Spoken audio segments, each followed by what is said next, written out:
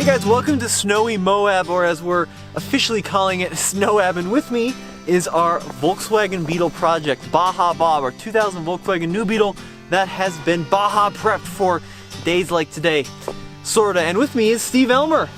Hey everybody, how you doing? I'm excited to be here in Snowab and get this Baja Beetle out there on the trail, man. Exactly, so we're gonna take turns having fun with it out in some mud and some rock, and we'll see how she does. But open diffs, front wheel drive, so I'm not expecting much. You know what, for me, I'm just excited to drive one of your project vehicles. I get to watch you guys build all these cool projects in Colorado. Finally, I get to go ring one out on the trail, see if I can keep it intact. That's coming up next. Let's do it.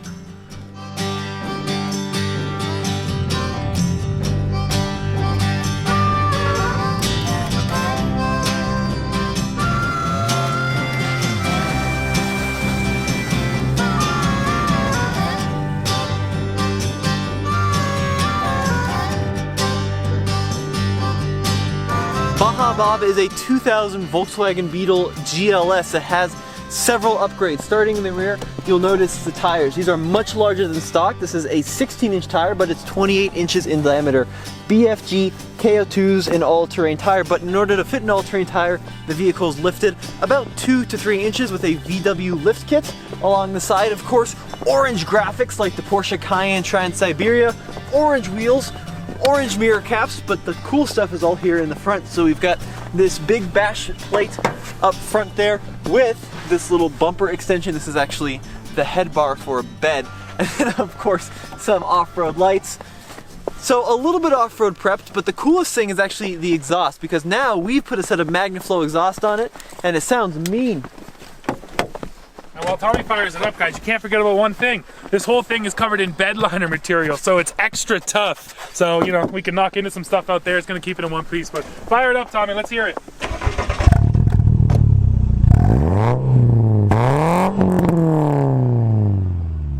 Yeah, that sounds pretty big for a little Beetle.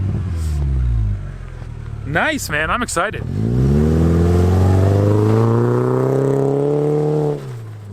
Volkswagen's got a long history of off-road racing, right? Yeah, especially with Beetles, right? The Beetle has been running in Baja since Baja began, which is actually kind of hilarious because you definitely don't think about Beetle in off-road, right? But the key with those things was that they were dead simple. 4 bolts to pop the engine out of an old Beetle, 4 bolts. Yeah. So there's a ton of stories about how, you know, on trail, middle of the race, you blow an engine, pop the 4 bolts, drop a new engine in, you finish the race. So I think off-road racers really just came, you know, we're really starting to prefer the Beetle because they're just so simple. No, you're absolutely right, but we should also mention the new Beetle is not so known for its off-road ability. No, or its reliability, and I think we've proved a little bit of that. We've had some ridiculous issues, like that air breather issue where the breather comes out, it's literally sucking in from right behind that front tire. It's just like, that seems like a perfect recipe for problems. We should explain what Steve means. So on the way out here to Moab, the car started to break down and stutter and cough and smoke like crazy. And what was happening is the air breather was picking up water from the tire and it was just sucking it through the intake. It took out the mass airflow sensor and it just caused the thing to run like crap. Yeah, and you showed me the air filter. We have a shot of it. It's absolutely soaking wet, which is a problem. Okay, which is a shame because we've got these little creeks here, right? And love to tear through them, but we're going to have to kind of just creep through them, I think, slowly. Yeah, nice and slow. We still got to drive this thing back to Denver, so we got to keep her alive. Right, absolutely. But so far, I mean, it's muddy out here, and give the KO2s a ton of credit. They feel solid. I mean, you just can't underestimate how big of a deal tires are. Totally. And it's funny because it has the 2-inch lift on this thing, but because the tires spill out the wheel well so much, it doesn't necessarily look lifted. But having those bigger tires it's you know, the biggest upgrade they could have done. Right. Everything else is sort of, you know, auxiliary to the tires. Yeah, absolutely. I mean, even that like front bash plate, which is good because the radiator hangs so low. Yeah. It's a nice thing to have, but it's not going to help you at all if your tires are crapping. No, yeah, exactly. I mean, even stopping, like... Wow, yeah, great grip when you hit the brakes there, too. On this, like, really kind of red clay sort of mud. That was impressive. Absolutely no power. Just none at all. So Tommy, let's check out what's under the hood, man, and why don't you tell us about this engine? I'm not even sure exactly what it is. Yeah, well, unfortunately, of all the Volkswagen New Beetle configurations available in the early 2000s, this is kind of the most mundane. So this is a 2-liter inline 4-cylinder made into a 4-speed automatic. Any guesses on horsepower? I really don't know. It's got to be a little north of 100, but I don't know how far north. Yeah, just a little north of 100, 115. Nice. Which is not enough for 28-inch tall tires. It's enough to have some fun, though. Yes, it's enough to break the car. Now, as you mentioned, this car has been an absolute dumpster fire for reliability so far. So we had the breakdown on the way to Moab. We've had to replace the exhaust on it. We had to do some work on like the timing.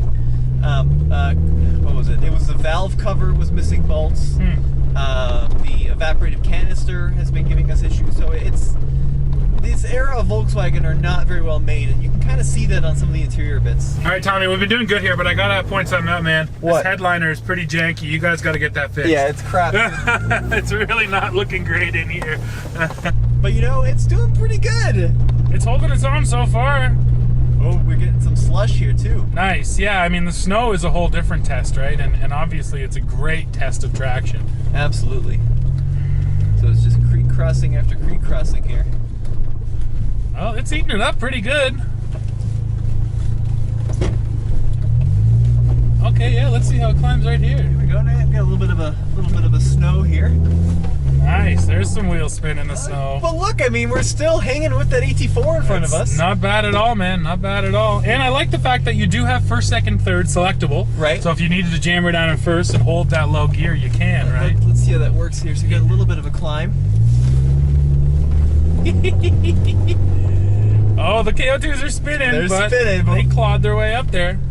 Now, there is definitely something to be said for a vehicle this lightweight. Now, I don't know if you know the curb on it, but it definitely feels like a little nimble trail vehicle. And it is. Now, let's go ahead and switch, and we'll keep making our way up this trail. Yeah, let me take this beauty home, man. I can't wait to drive it. All right, Tommy, well, you got us so far, but now it's my turn to drive, and the trail's actually looking like it's going to get a little tricky here. Yeah, we have like a 4-inch dip, which is nothing for a normal car. But for Bob here, it may do maybe a little bit of a challenge. We're gonna have to see, and some serious articulation coming up. I wonder what Bob gets on the RTI ramp. I doubt anyone's ever taken it up. Yeah, I think we might be the first there. All right, well, let's go through the ditch and see how she does.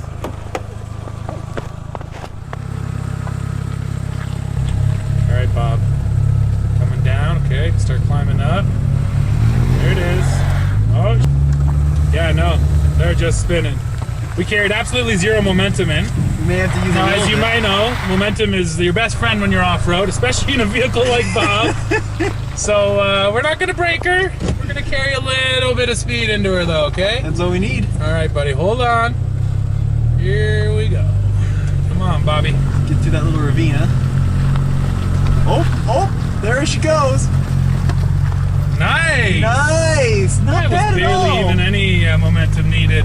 Just a little bit. Just a little extra love for her. You know, as bad as this engine may be in terms of, you know, low-end torque, the automatic's holding up pretty well. That's actually a good point, too. And you know what? I've got her down in first. I just didn't even bother going to drive.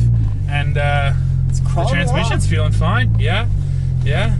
Extremely good heater. Yeah, a little too good. Almost say too good, yeah. And 5-position heated seats. I might back mine down a little bit there, too. Nice. 5-position. That's Whoa, there we go. We got it's some just getting traction.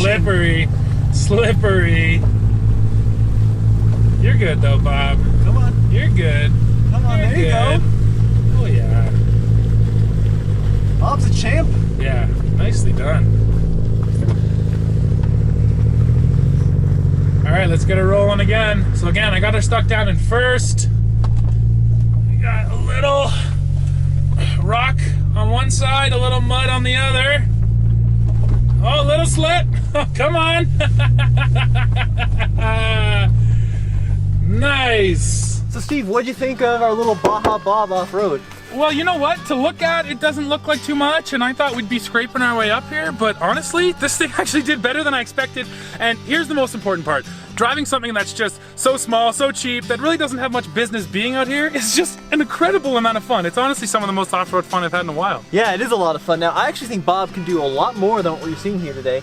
And if we had a trailer and a way to get her home, I think we'll take them into some really deep stuff next time, but as like a first outing off-road, it did pretty good. Yeah, and now the fact that it's still going to hit the highway and get us home, well, you can't ask for more than that. Yeah, well, as always, this is Tommy. And Steve. Go back to TFL Off-Road for more Bob adventures, right? Absolutely, man.